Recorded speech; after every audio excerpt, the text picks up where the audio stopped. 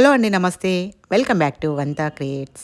ఈరోజు మన కిచెన్లో మంచి టైంపాస్ లడ్డూని చూపించబోతున్నాను.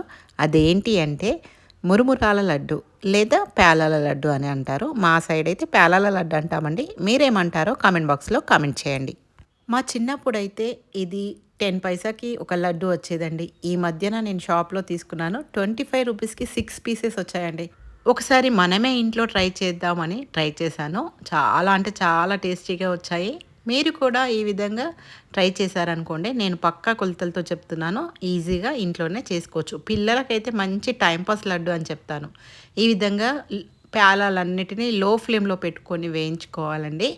ఎందుకంటే మనం లడ్డు తినేటప్పుడు ఆ క్రంచీనెస్ అనేది ఈ విధంగా వేయించుకుంటేనే వస్తుంది.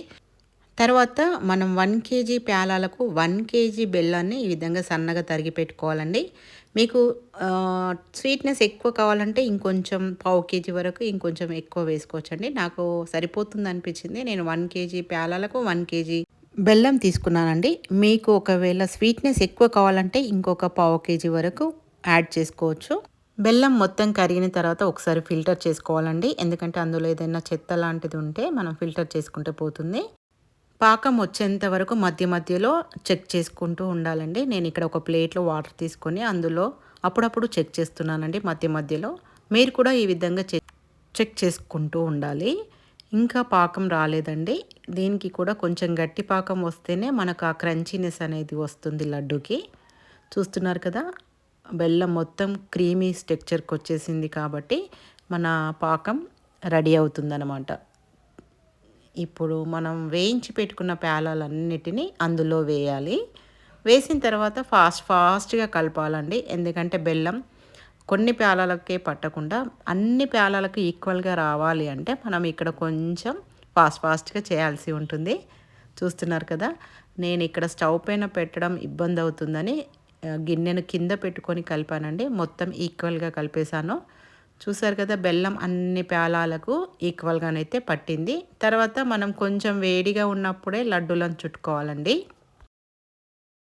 మనం చిన్నప్పుడు తిన్న అన్ని టేస్ట్లని మన పిల్లలందరికీ తినిపియాలి అంటే కొంచెం కష్టపడాల్సిందే. చూసారు కదా, నేను ఇక్కడ లడ్డూలన్నిటినైతే ఫాస్ట్గా చుట్టేస్తున్నాను. కొంచెం చేతులకు వేడి తగలకుండా వాటర్ని పెట్టుకోవచ్చండి. ఆ విధంగా వాటర్ను పెట్టుకుంటూ మన లడ్డూలన్నిటినీ చుట్టేయాల్సిందే. మీకొక్కరితో కాకపోతే మీ ఫ్రెండ్స్ కానీ ఇంట్లో ఇంకెవరైనా ఉంటే వాళ్ళ హెల్ప్తో ఫాస్ట్గా చుట్టేసుకోవాలి. ఎందుకంటే అది మళ్ళీ చల్లారిందంటే లడ్డూకి రాదండి. ఇప్పుడు సంక్రాంతి పండగ వస్తుంది కదా, సంక్రాంతి పండగకి అయితే ఈ రకమైన లడ్డూలన్నీ తయారు చేస్తారండి. మీ సైడ్ ఇవన్నీ చేసుకుంటారా? నాకు కింద కామెంట్ బాక్స్లో కామెంట్ చేయండి. చూసారు కదా, మన లడ్డూలన్నీ రెడీపోయాయి. మనం చిన్నప్పుడు తిన్న అన్ని రకాల ఫుడ్ని మన పిల్లలకి ఎందుకు టేస్ట్ చేయించొద్దు అనే ఉద్దేశంతో నేను ఈ వీడియోస్ అయితే చేస్తున్నాను. మీకు కనుక ఈ వీడియోస్ నచ్చితే please like, share and subscribe to my channel. And మరిన్ని మంచి మంచి వీడియోల కోసం నా ఛానల్ని చూస్తూనే ఉండండి. Thank you for watching.